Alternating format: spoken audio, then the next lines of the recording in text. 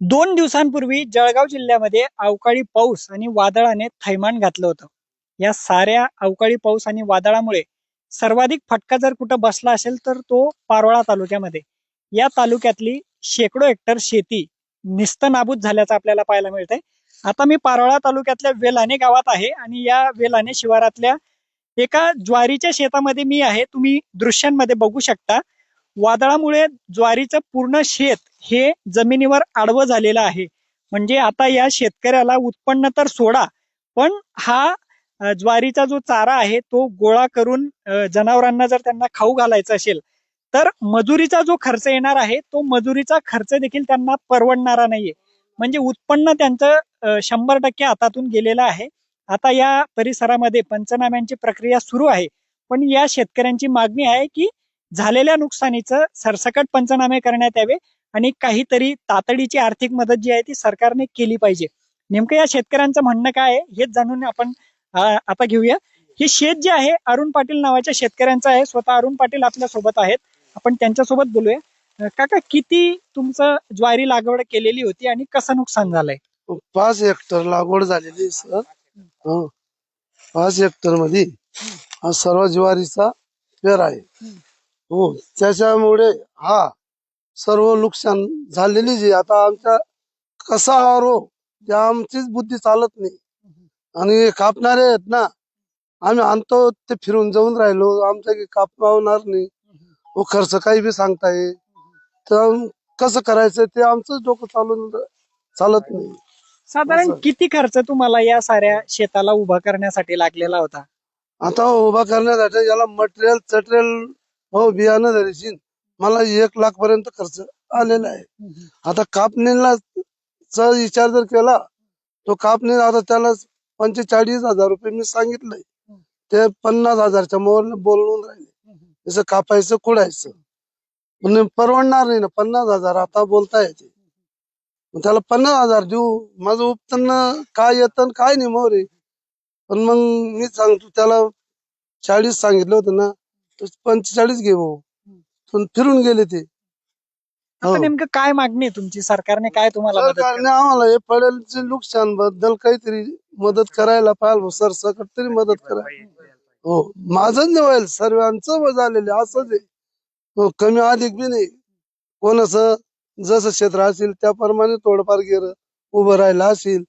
पण मग असं सरकारने काहीतरी सरसकट मदत देऊन टाकायला पाहिजे. पंचनामे झाले काय नुकसानीचे? समाधानी आहे का तुम्ही पंचनाम्यांवर? पंचनाम्याची समाधानी नाही. तो आला नाही अजून पंचनामा करायला. आम्ही त्याच्यात बोललो तो म्हणे आम्ही काल करू अमुक करू असं सांगतोय कृषी खात्याचा साहेब. हो, तो त्याच्या संगी बोलणं पण झालं माझं. तो म्हणे मी आज नाही करू शकत, काल करणार म्हणे, असं बोलला. VR पाटील साहेब माझ्या संगी बोलला. आपण बघू शकतो नुकसान होऊन आता 48 तासांपेक्षा जास्तीचा कालावधी उलटला आहे. पण महसूल विभागाकडून अजून पंचनामे देखील पूर्ण झालेले नाहीयेत. आपल्यासोबत दुसरी एक तरुण शेतकरी आहेत. आपण त्यांच्यासोबत बोलूया. आता साधारण तुमच्या गावातल्या किती शेतकऱ्यांचं नुकसान झालेलं आहे? काय एक ढोबळ आकडा काय सांगता येईल? तरी 90-95% झालेलं आहे फायनल आहे. आणि एकमेव मुद्दा म्हणजे असा आहे की आता लाईव्ह दिसतंय तुम्हाला काय प्रॉब्लेम काय नाही. आणि जवळपास म्हणजे आतापर्यंत ज्या शेतकऱ्यांचं नुकसान झालेलं आहे, जे म्हणजे अर्धवट झालेलं आहे, जे परिपक्व जे येणार होतं ते अजून म्हणजे जवळपास आता दिसतंय तुम्हाला. हा, ते कमीत कमी अजून 15 ते 20 दिवस जवळपास म्हणजे 1 महिना घेणार होता जवळपास. ते होणार नव्हतं पण ते आता झालेलं आहे तसं. पण आता सरकारला एकच मान्य आहे आमचं की जे झालेलं आहे आता याचा जो भरपूर जो भरपाई आहे तो तेवढा मान्य करून द्यावा आम्हाला, दुसरं काय नाही. या शेतकऱ्यांची भरपाईची मागणी आहे. इतरही काही शेतकरी आहेत, त्यांचंही मत जाणून घेऊया. आता काय सांगाल, तुमच्या भागामध्ये अवकाळीने मोठ्या प्रमाणावर नुकसान केलेलं आहे, काय तुमची नेमकी मागणी आहे आता? सर, वेल्हाणे गावामध्ये किंवा परिसरामध्ये जो 2 तारखेला रात्री 8-8:30 दरम्यान जो अवकाळी पाऊसने थैमान घातली, त्या थैमानामध्ये गावातील 90 ते 95% क्षेत्र नास्तनाबूत झालेलं आहे. सरकारकडे आमची एवढीच विनंती आहे की जे काही मदत देणार आहे सरकार त्यांनी तात्काळ द्यावी शेतकऱ्यांना. आज जो खर्च आहे तो दाम दुप्पट लागणार आहे शेतकऱ्यांना. आणि जे उत्पन्न आहे, जे कुठलंही उत्पन्न कोणाच्याही शेतकऱ्याचं परिपक्व झालेलं नाही. आज नाही हे क्षेत्रातलं जे उत्पन्न काढलं जाईल हे मार्केटमध्ये जो मार्केट भाव चालू आहे त्यात विकला जाणार नाही, अर्धवट भावात विकला जाईल. हो, त्यामुळे शासनाला फक्त आमची एवढीच विनंती की तुम्ही सरसकट गावातील परिसरातील ज्या शेतकऱ्यांचं नुकसान झालंय त्यांचं तुम्ही सरसकट पंचनामा करावा आणि जी मदत आहे मिळणारी शेतकऱ्यांना ती लवकरात लवकर द्यावी. पण दादा एक प्रश्न असा आहे, आम्ही बांधावर येण्याचं कारणच ते आहे की आता तुमचं नुकसान झालेलं आहे, तुम्ही सरकारकडून मदतीची अपेक्षा करताय. पण राज्याचे उपमुख्यमंत्री अजित पवारांचं एक स्टेटमेंट होतं, म्हणजे आता कर्जमाफीचा जो विषय होता, कर्जमाफीची तुम्हाला होती का आशा? मग आशा तर शासनाने दिली होती. शासनाने जरी मी पक्षाचा कार्यकर्ता असलो, आमचे जरी आमदार साहेब पक्षाचे असले तरी शिंदे साहेबांनी जो शब्द दिला होता किंवा देवेंद्र साहेबांनी जो शब्द दिला होता की आम्ही तुम्हाला निकाल लागल्यानंतर सरसकट कर्जमाफी देऊ, ती काही शेतकऱ्यांना भेटली नाही. आणि जो आज शेतकऱ्यांची निराशा आहे ती तर पूर्ण झालीच नाही. परत आता एक अवकाळी पावसाने थैमान घातलंय, त्यामुळे एकीकडे सरकारकडनंही नाराजी आहे आणि देवावरही नाराजी झाली शेतकऱ्यांची. आज माझं म्हणणं तेच होतं की एकीकडे त्यांनी कर्जमाफीच्या विषयावरून असं म्हटलं की राज्याची आर्थिक परिस्थिती योग्य नाहीये, त्यामुळे आम्ही कर्जमाफी करू शकत नाही. 31 मार्च पर्यंत तुम्हाला कर्ज भरायला लावलं, अनेक शेतकरी ते भरू शकले नाही, थकबाकीदार झाले. आता परत तुमच्यावर संकट आलंय, तर सरकार अशा परिस्थितीमध्ये तुम्हाला मदत करेल का, हा मोठा प्रश्न आहे. सरकारकडे तर अपेक्षा आहे, परंतु आधीच सरकारने निराशा दाखवली. त्यामुळे कुठलाही शेतकरी आता जे 31 मार्च नंतर जे शेतकऱ्यांनी थकबाकी आहे तिथं आता दामदुप्पट त्यांना भरावीच लागणार आहे. जे व्याजदर आहे ते त्यांना सुटणार नाही. हो, आता शासनाकडे फक्त शेतकऱ्यांची एक आस म्हणून पाहावं असं झालंय की आस म्हणून पाहतेस की आज नाही तर उद्या भेटेल, परंतु ते तर भेटलंच नाही.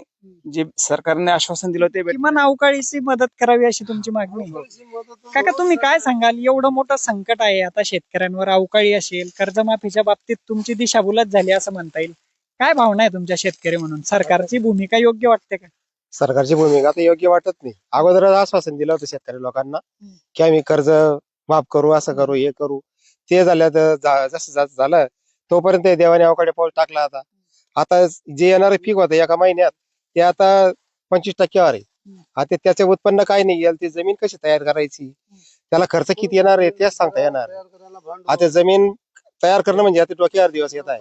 आज तुमचा एप्रिल महिना चालू झाला, परत आता मे महिना, म्हणजे आता करायचं काय शेतकऱ्यांनी तेच कुठलाच काही निर्णय लागत नाही. आणि आता यावर्षी तुम्ही कर्ज भरलं का यावर्षी? मग भरलं गेलं आता शेवटी कसं ती तजवीज कुठून केली तुम्ही? पैसे कुठून उभे केले? काय आता कुठले तरी काहीतरी कोणाला तरी नाव ठेवावं लागतं, दे भाऊ महिन्याभरात, अजून परत तुम्हाला सोसायटी परत निघाली का परत देऊ. आम्ही जाऊन आता काहीतरी करावं लागलं, ते उलटापालटी. कपाशीला भाव मिळाला नाही, कपाशी 6,500 67 असंच गेली, ती उत्पन्न कमी झालं. पावसाचं दिवाळीपर्यंत पाऊस चालला तर कुठे मालही निघाला नाही ना. मग नुकसानच झालं, असंच झालं. मग त्याचा शेतकरी देव पण गाठी बसतो आणि परत आपलं जे सरकार आहे ते पण शेतकऱ्यांच्याच गाठी बसतोय. आता शेतकरी लोकांनी काय करायचं हेच कळेना. या साऱ्या विषयासंदर्भात आता राज्य सरकार नेमकी काय भूमिका घेतं हे पाहणं तितकंच महत्वाचं असणार आहे. मी प्रशांत बदाने, लोकमत.com, जळगाव.